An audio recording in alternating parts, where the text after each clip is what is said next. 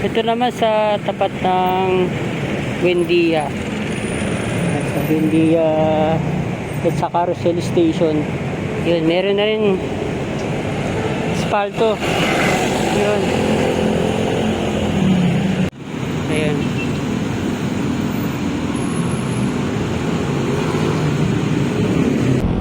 Dito maayos na.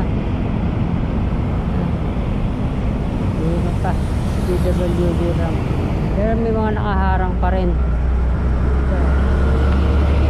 Lalo dito. Sobrang taas ng sidewalk.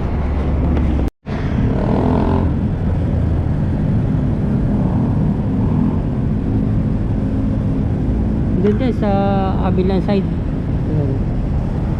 Yun na rin, may asfalto na rin. Ito parte lang EDSA na may baha. Kahit hindi umuulan.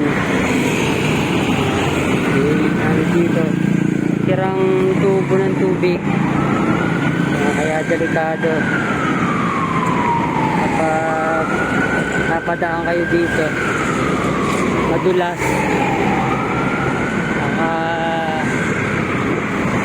Mga naglalakad na tatalsikan ng mga tubig, kailangan talaga maayos ang EDSA. Yan.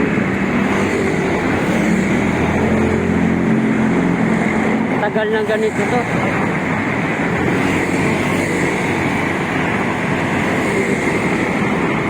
Lapit niya lang sa sa may Boni Station, Mark 3. Ganyan yung sakop. Isang lane. Ayan, nasa second lane yung sa carousel na bus. Sarado kasi itong linya ng ng EDSA carousel. Pagkalagpas ng Boni Station, ang asphaltuhan muna, pinaka innermost lane bukod sa kalsada. Sana yan, paganda na talaga itong sidewalk dito sa EDSA. Para ka rin nakikipagpatintero. Yun, naingay yung motor. Saka yung gutter sobrang lubog. Nagtutubig.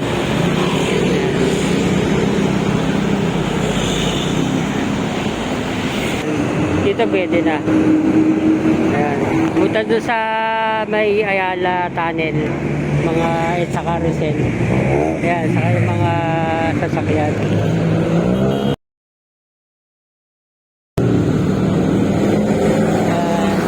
Meron ng asfalto dito.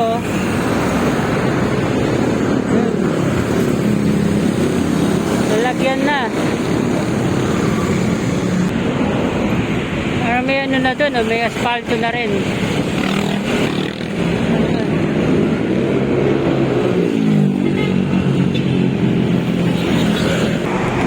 Lalo na dito, halos wala ng sidewalk.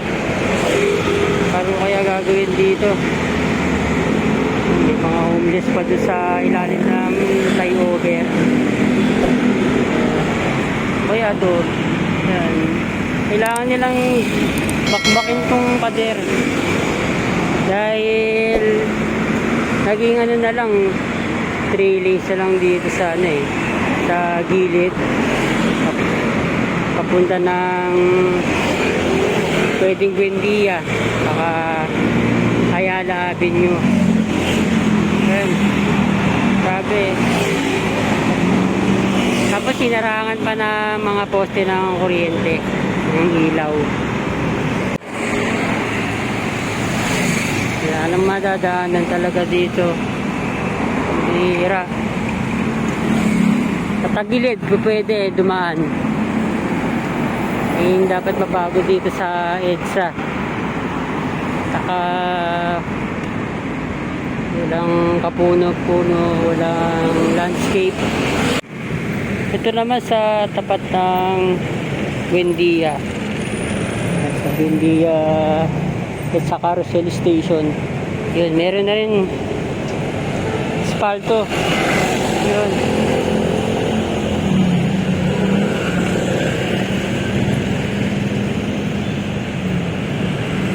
Ang bilis na lagyan. Ayan.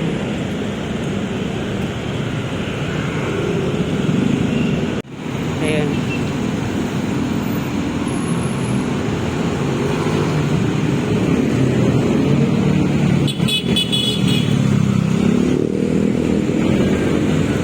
Ayan.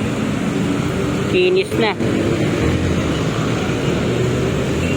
Sana nga hindi matunaw kaagad. Malusaw.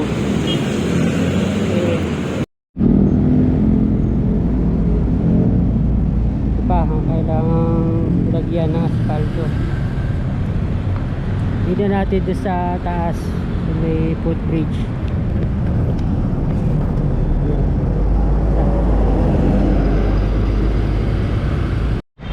Tingnan natin dito sa may Buendia Station.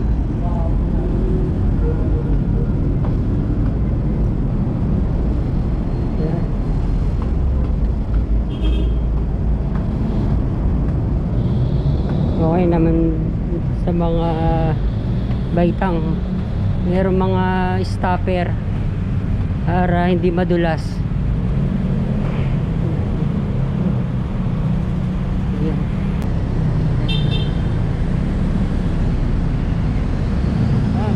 Kinis na.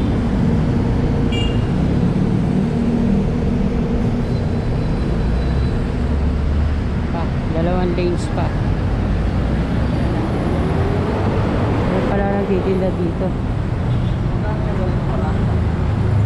Ay, sarado. Sarado pala dito.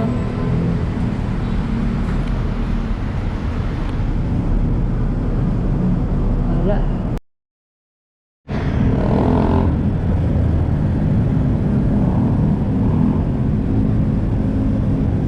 Doon din sa kabilang side. Yun na rin, may asfalto na rin sa northbound. Itong footbridge kalahati lang, wala yung papuntang northbound. Ito natin sa ibang area, ang lugar. Heavy traffic kayo. Ayan. Mga ibang graba napunta na dito sa sa gilid. Hindi nila na alis itong mga to. Hindi lang yung technology ang kailangang baguhin, pati yung mga rin nakagawian na hindi na inaalis yung mga naiiwang materyales, mga graba, mga buhangin, mga kalat pa.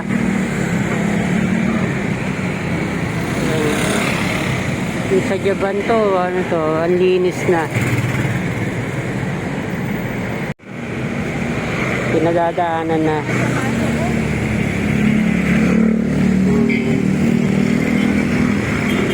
Tignan natin kung hanggang saan na yung nalalagyan. Yun nga lang, makalat. Pag hindi nalinis to mga to, saan na to mapupunta? Sa gilid na, sa drainage. Mababarahan na naman. Ito yung nangyari sa bike lane sa sa southbound. Sira na mga barriers. Yung iba naman wala na talaga. Yung mga PVC bollards, saka yung drainage cover, drain grates. Ayan, delikado, sobrang siya, nakalubog.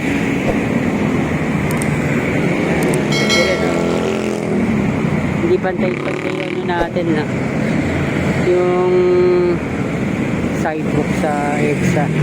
Ang gulo. Puntahan natin hanggang doon sa may Magallanes. Tingnan natin kung nalagyan na ng mga asfalto. Dahil hanggang dito sa may Ayala Avenue, yan, meron na. Ang dalawang ano to, layer. Kapal. Ayan.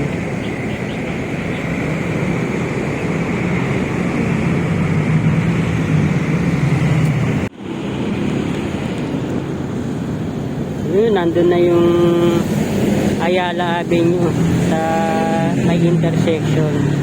Yun. Gandito na yung nalagyan nila ng asfalto. Malapit sa may Ayala Underpass. Yan, meron na. Hirap kang makakuha ng dahil ang dami nagdadaan sa sakyan.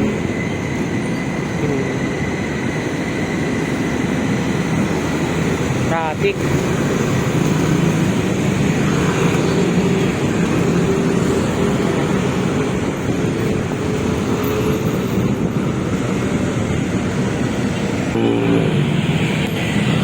Yun ang matindi ang traffic.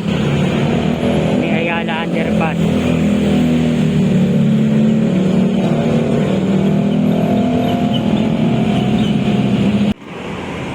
Ito na yung malapit sa Ayala Avenue. May ginagawa ang Maynilad. Ayan. Pag binakpak nga pala ng Maynilad ang ano, no, EDSA, wasak agad. Kaya talaga ano to, coordinate to.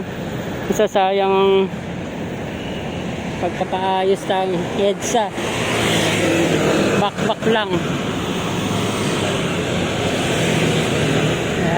Retrofit din ng Ayala flyover.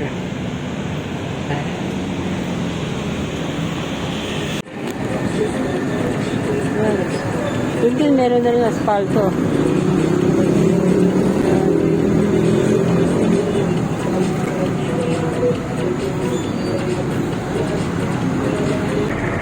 Sobrang taas ang ginawa sidewalk dito. Nadaanan din na Secretary Dizon. Nagkaganito kaya gawa dito. May pagkalagpas ng Juan Ayala. Tapos may mga nakaharang na poste ng ilaw.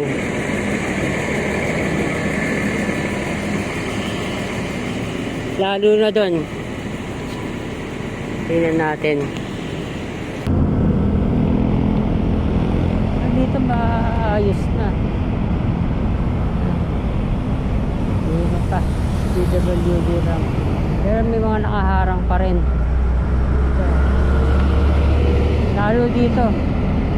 Sobrang taas ng sidewalk. Sampalapag yata. Yung second floor mga kabayan ng sidewalk dito. Saka ano lang, maliit lang. Yan, iya kata.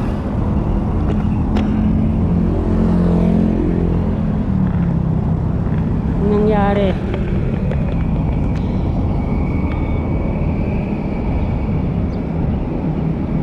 Puro kalsada kasi yung mga ginawa sa ano, sa EDSA. Wala para sa mga ano eh, mga pedestrians.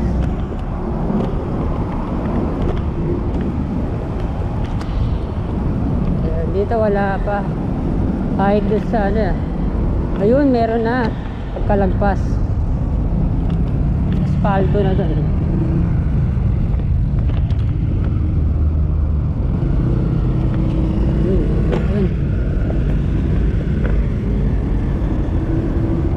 One lane pa lang.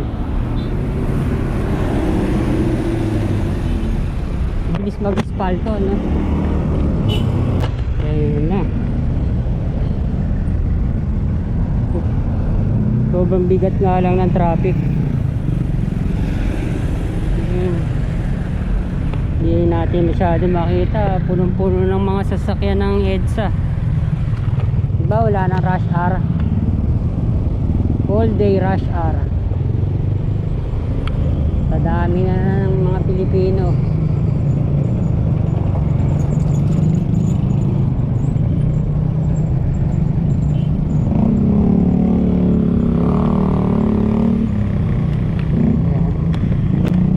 Malapit na to sa Magallanes.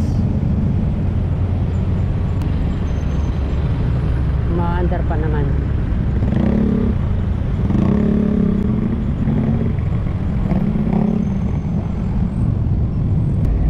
Maganda yung panlalo yung mga daanan natin para mainggan yung maglakad yung mga tao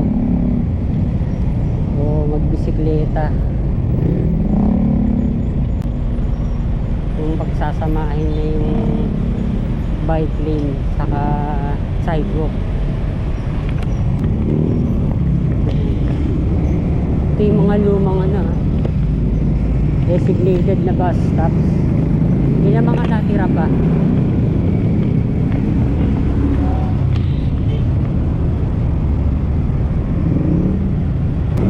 Nasa gilid na, sobrang gilid na ako nun.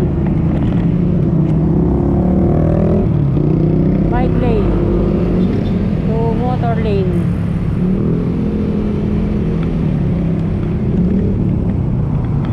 Kunti lang talaga magbibisikleta nito dahil wala naman halos infrastruktura para sa mga nagbibisikleta, sa mga naglalakad,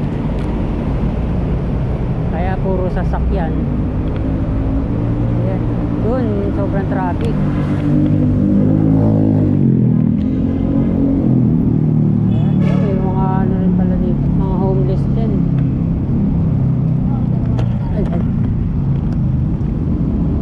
San Lorenzo place pala to. Ano rin siya, mall. Ito maganda na lapad. Piniturahan din yung flyover o tunnel. Ito, Kilo Roses na to. Tunnel. Nakakadaan tayo dito papunta ng Pasay, Naiya.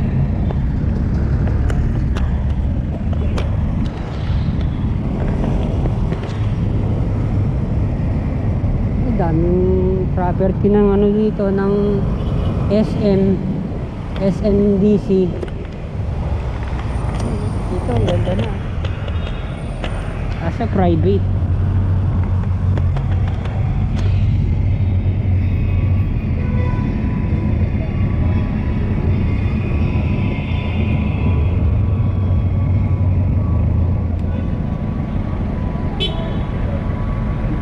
Yan SMDC to.